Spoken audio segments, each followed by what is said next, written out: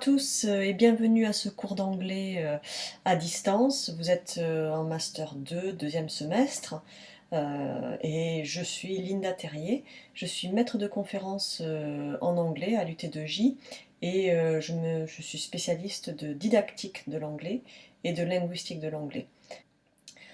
Donc voilà, le cours commence par une sorte de regroupement à distance, de vous envoyer un courriel un petit peu à propos de l'organisation de ce cours.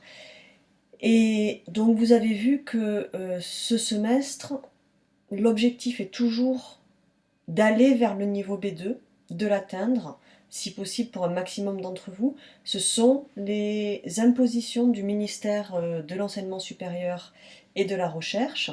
Et donc c'est notre mission de faire en sorte de vous amener le plus loin possible, mais ensuite de valider ce niveau, ce qui nous donne une double casquette à la fois d'enseignant et de certificateur d'un niveau en langue.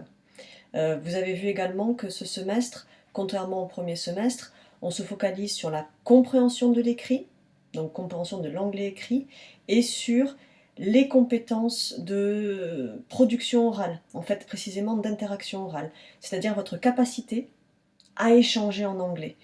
Je pense qu'on sera tous d'accord pour dire que c'est sans doute cela qui va être le plus difficile ce semestre.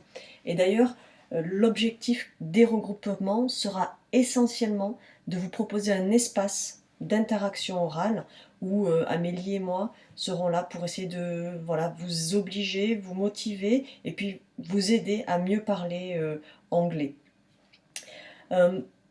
L'objectif de cette petite vidéo, qui va durer, j'espère, pas plus de 5-6 minutes, est de répondre à la question comment je travaille à distance, voilà, qu'est-ce que je fais, par quoi je commence.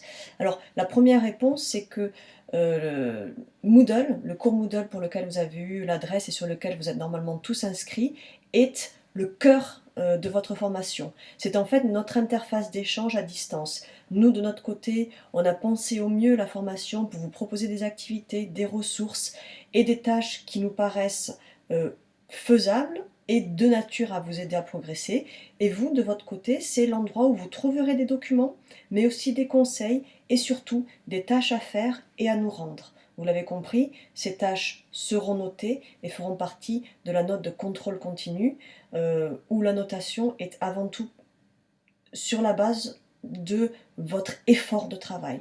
Donc quel que soit votre niveau aujourd'hui, faible ou fort, si vous travaillez régulièrement, il n'y a pas de raison que cette première note ne soit pas excellente pour vous tous.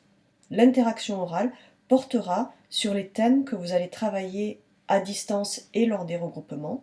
Et donc tous les documents qui sont sur Moodle sont là pour vous donner à la fois des idées sur le thème, mais surtout, et ça c'est très important, déjà tout le vocabulaire et toutes les idées en anglais.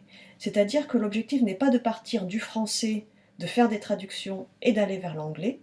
L'objectif c'est bien de se dire, je veux parler d'un thème en anglais, eh bien je vais travailler directement sur des documents qui sont en anglais, et ces documents vont à la fois me donner les idées et les mots en anglais pour exprimer ces idées.